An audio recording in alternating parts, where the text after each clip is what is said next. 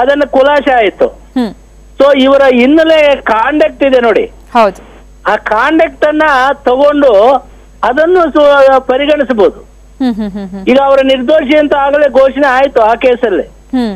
ಆದ್ರೆ ಈ ಕೇಸಲ್ಲಿ ಅದನ್ನು ಕೂಡ ಅದು ಒಂದು ನ್ಯಾಯಾಧೀಶರಿಗೆ ಮನದಟ್ಟ ಆಗಬಹುದೇನೋ, ಪರಿಣಾಮ ಬೀಳಬಹುದೇನೋ ಅಂತ ಹೇಳಕ್ ಆಗೋದಿಲ್ಲ.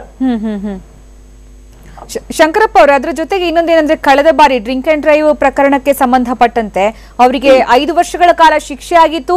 ತಕ್ಷಣವೇ ಅವರಿಗೆ ಹೈಕೋರ್ಟ್ ನಿಂದ ಜಾಮೀನು ಕೂಡ ಸಿಕ್ತು. ಅವರು ಆ ಪ್ರಕರಣದಿಂದ ಜಾಮೀನಿಂದ ಹೊರಗೆ ಬರೋಕ್ ಸಾಧ್ಯ ಆಯ್ತು.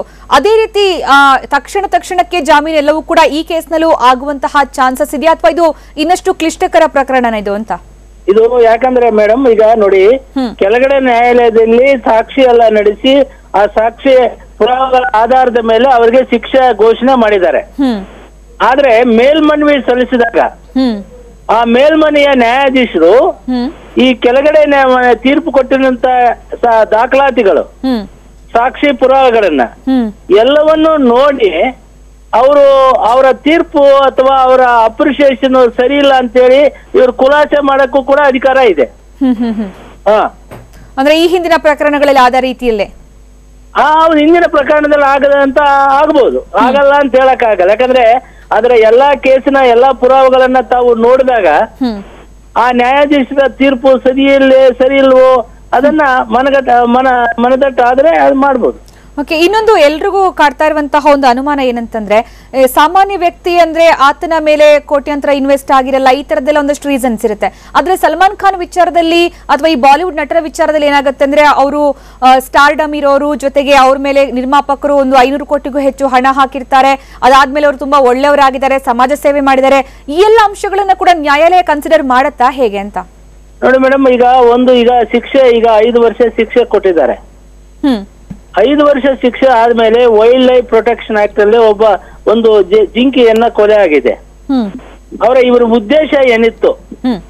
ಒಬ್ಬ ವ್ಯಕ್ತಿ ಆ ಒಂದು ಅನಿಮಲ್ ಅನ್ನ ನಾವು ಬೇಟೆ ಆಡಬಾರ್ದು, ಅದನ್ನ ಪ್ರೀತಿಸ್ಬೇಕು. ಆದ್ರೆ ಉದ್ದೇಶಪೂರ್ವಕವಾಗಿ ಇವರು ಬಂದೂಕನ್ನ ತಗೊಂಡೋಗಿ ಅದನ್ನ ಸಾಯಿಸಿದ್ದಾರೆ. ಸಾಯಿಸಿದಕ್ಕೇನೆ ಹೋಗಿರುವುದು ಅನ್ನುವಂತ ಉದ್ದೇಶ ಇವರಲ್ಲಿ ಇದೆಯಾ ಇಲ್ವಾ, ಅಥವಾ ಅದು ಆಕ್ಸಿಡೆಂಟ್ ಆಗಿ ಅದು ಆಗಿದೆಯಾ, ಇವೆಲ್ಲವೂ ಕೂಡ ನೋಡ್ಬೇಕಾಗತ್ತೆ. ಆದ್ರೆ ನ್ಯಾಯಾಲಯ ಯಾರೇ ಆಗ್ಲಿ ನ್ಯಾಯಾಲಯದಲ್ಲಿ ಅವನು ಶ್ರೀಮಂತ, ಇವನು ಬಡವ, ನ್ಯಾಯಾಲಯದಲ್ಲಿ ಅದೆಲ್ಲ ಪರಿಗಣಿಸುವುದಿಲ್ಲ. ಆದ್ರೆ ಪ್ರತಿಯೊಂದು ಶಿಕ್ಷೆ ಕೊಟ್ಟಾಗ ಆ ವ್ಯಕ್ತಿಯ ನಡವಳಿಕೆ, ಅವನ ಹಿನ್ನೆಲೆ ಇವೆಲ್ಲ ನೋಡಿ ಶಿಕ್ಷೆ ಕಡಿಮೆ ಕೊಡ್ಬೋದೇ ಹೊರತು ಬಟ್ ಅದ್ರ ಮೇಲೆ ನ್ಯಾಯಾಲಯದ ಮೇಲೆ ಬೇರೆ ಯಾವುದೇ ಪರಿಣಾಮ ಬೀಳಬಾರ್ದು ಕೂಡ. ಎಸ್, ಧನ್ಯವಾದ ಶಂಕರಪ್ಪ ಅವರೇ, ನಮ್ಮ ಜೊತೆ ಇಷ್ಟೊತ್ತು ಮಾತನಾಡಿದಕ್ಕಾಗಿ. ಇದು ಹಿರಿಯ ವಕೀಲ ಶಂಕರಪ್ಪ ಅವರ ಮಾತು. ಏನಂತಂದ್ರೆ, ಸಲ್ಮಾನ್ ಖಾನ್ಗೆ 5 ವರ್ಷಗಳ ಕಾಲ ಶಿಕ್ಷೆಯನ್ನ ಪ್ರಕಟ ಮಾಡಲಾಗಿದೆ. ಈಗ ಜಾಮೀನು ಸಿಗುತ್ತಾ ಇಲ್ವಾ ಅನ್ನುವಂಥದ್ದು, ಎಷ್ಟು ಬೇಗ ಸಿಗುತ್ತೆ ಅನ್ನುವಂಥದ್ದನ್ನ ಕಾದು ನೋಡಬೇಕಾಗಿದೆ.